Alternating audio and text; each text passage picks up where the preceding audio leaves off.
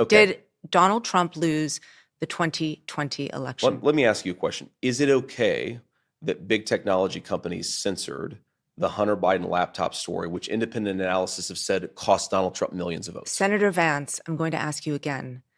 Did Donald Trump lose the 2020 election? Did big technology companies censor a story that independent studies have suggested would have cost Trump millions of votes?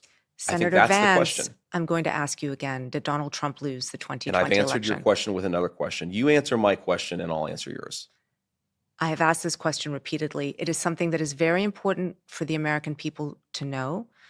There is no proof, legal or otherwise, that Donald Trump did not lose the 2020 election. You're repeating a slogan rather than engaging with what I'm saying, which is that when our own technology firms engage in industrial scale censorship, by the way, backed up by the federal government in a way that independent studies suggest affect the votes, I'm worried about Americans who feel like there were problems in 2020. I'm not worried about this slogan that people throw. Well, every court case went this way.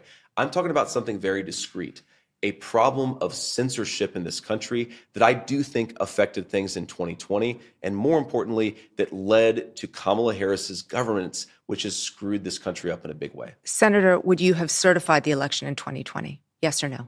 I've said that I would have voted against certification because of the concern that I just raised. I think that when you have technology companies— The answer is no. When you have technology companies censoring Americans at a mass scale in a way that, again, independent studies have suggested affect the vote, I think that it's right to protest against that, to criticize that, and that's a totally reasonable thing. So the answer is no. And the last question, will you support the election results this time and commit to a peaceful transfer of power? Well, first of all, of course, we commit to a peaceful transfer of power. We are going to have a peaceful transfer of power. I, of course, believe that peaceful transfer of power is going to make Donald Trump the next president of the United States. But if there are problems, of course, in the same way that Democrats protested in 2004 and Donald Trump raised issues in 2020, we're going to make sure that this election counts, that every legal ballot is counted. We've filed almost 100 lawsuits at the RNC to try to ensure that every legal ballot has counted. I think you would maybe criticize that. We see that as an important effort to ensure election integrity, but certainly we're going to respect the results in 2024, and I feel very confident they're going to make Donald Trump the next president.